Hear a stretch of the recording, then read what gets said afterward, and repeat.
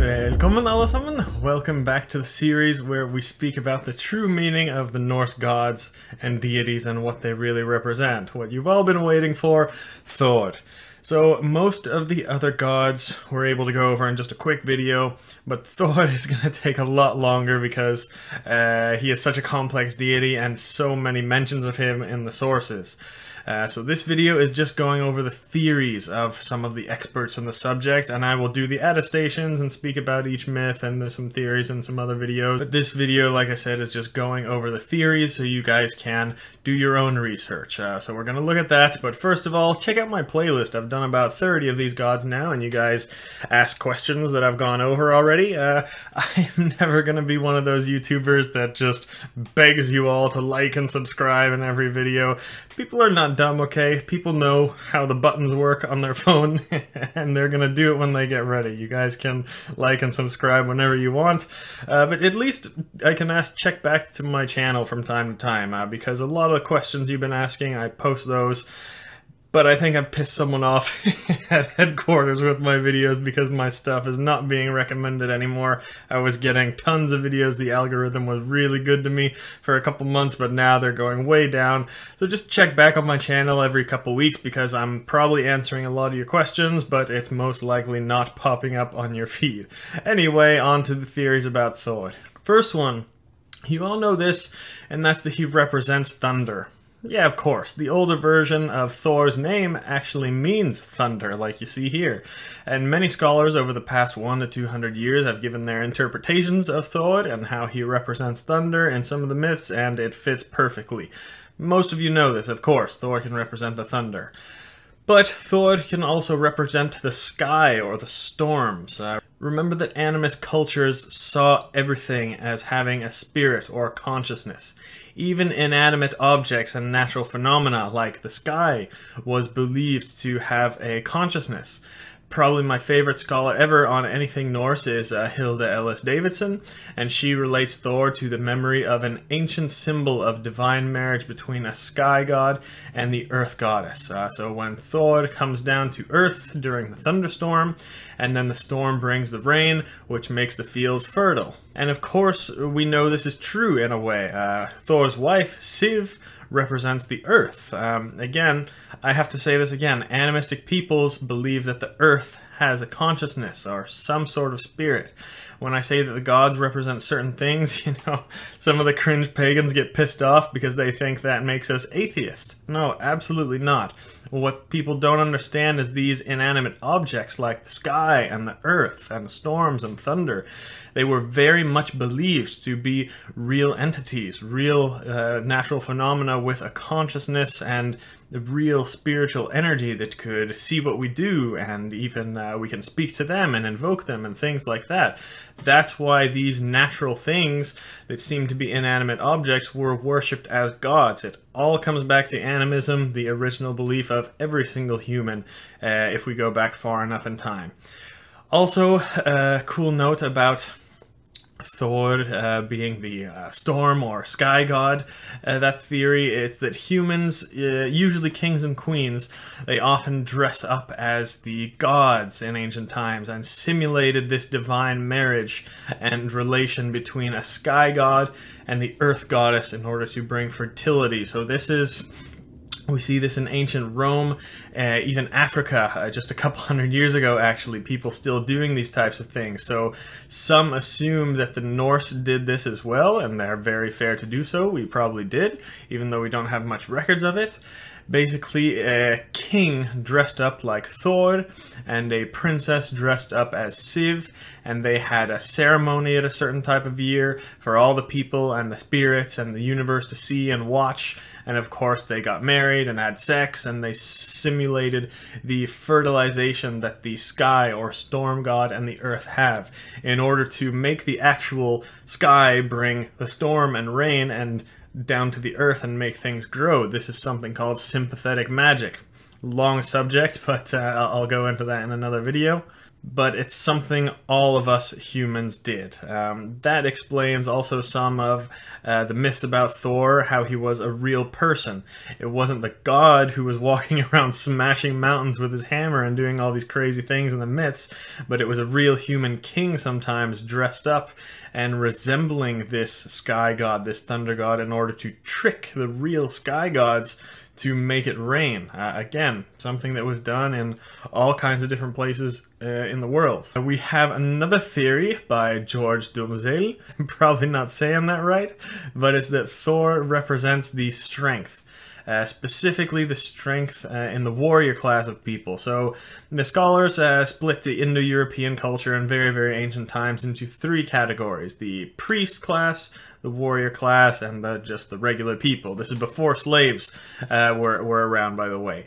And basically these three classes worshipped different gods based on their function in society. Again, a cool theory, but it has some missing parts. So Thor is an aspect of strength, you know, this divine energy in the universe that can be brought in to give strength to people. And Thor was specifically worshipped by the warrior class in this case. We know that happened. Also in other Indo-European religions, we see the same thing. We see it in ancient Rome, Greece, India, other related religions. Pretty cool theory. And I will go into more depth about that in another video. My favorite person, though, by far, with interpretations on the myths that's at least still alive today, is Maria Kvilhaug. She has some great interpretations on Thor, but one of them is that Thor represents the electromagnetic field of the Earth. So just like Thor is the protector of our realm from the giants living in Utgard, the electromagnetic field of our Earth protects Midgard from the harmful outside forces of the universe. It makes sense thinking about how Thor is also, for sure, he represents thunder and the sky, and that's exactly where electricity is conducted and where it all starts, in the Earth's electromagnetic field. Easy to see how humans could have maybe, you know, viewed these things as both the same thing. So I'm paraphrasing in this theory a lot. She has a book and she goes into way deeper detail on these interpretations and myths. I definitely don't agree with all of them, but her book is still by far my favorite to go to get real good knowledge and ideas about the Norse myths. Then we have a final theory that I've read, and that is that Thor represents the life force in us humans.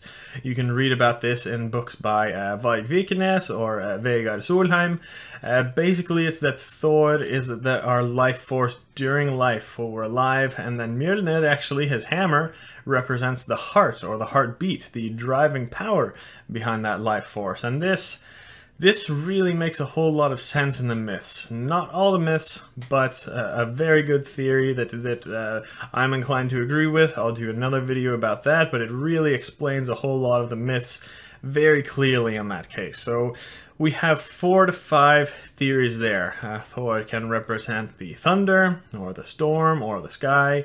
He can represent strength, specifically to be called upon by the warrior class of people. Also, Thor can represent the electromagnetic field of the Earth, and he could even represent the life force in all living things. All good ideas. Those are the only ones I have read that have been thoroughly explained, but if you guys have read any others, leave it down in the comments. So, what most scholars do is they fight amongst each other about them and their theories, and they try to decide who is right and who's the smartest.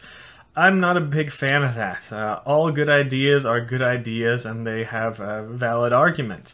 What I'm usually interested in doing is trying to figure out a way to connect these good ideas and theories to make them, in a way, all right. And we can do this with Thor, I'm pretty sure. It's possible that all these things that Thor may represent could have been believed to be the same thing. They were all related in ancient times. Don't forget, we were all animist at one point. A human being like us was no different from an animal or a plant or a rock or the entire world itself as a whole.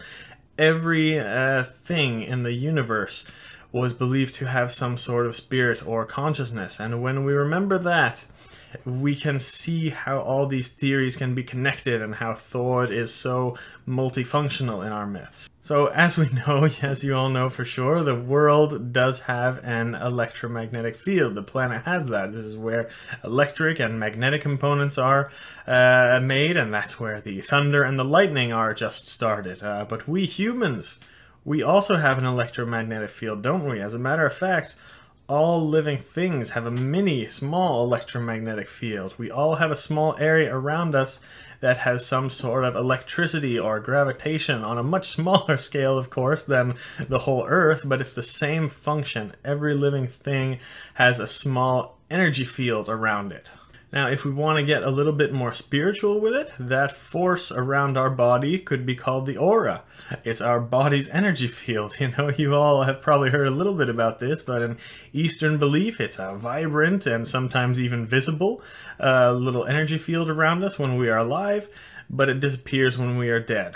Hence why Thor can also represent the life force. The aura, this energy field around us all the time, just like an electromagnetic field, just like it protects us from the outside forces that are trying to damage us, the aura is our life force too. It's there when we're living, and it's the same as any living thing, really. We can even relate this theory to the aspect of Thor representing strength too. When we pray and we worship Thor and when we invoke him and when they did these things in ancient times, the energy field around our body could have been getting more vibrant and we become stronger and healthier. That's why Thor was prayed to primarily, actually, that we have in the sources. He was prayed to for good health. He was prayed to for good health, and sacrifices were given to him for good health. So this is my belief. I don't think any of these theories are right or wrong. I think they're all connected in a way. I've spent a lot of time looking at Thor, and if we look at it like this, every single myth can be explained. And I will go over those in future videos, but like I said, it's going to take a long time, but let me know what you guys think. That's why I make these videos, so we can all put our heads together and discover the lost beliefs of our people. But yeah, lots more about Thor to come. I'm going to go over all of them in good time, but this is at least a good starting point to get you guys introduced with the theories, and then you guys can do the research and come up with your own ideas too. So that's all I have to say for today. Thank you for watching. Vi ses nästa gång.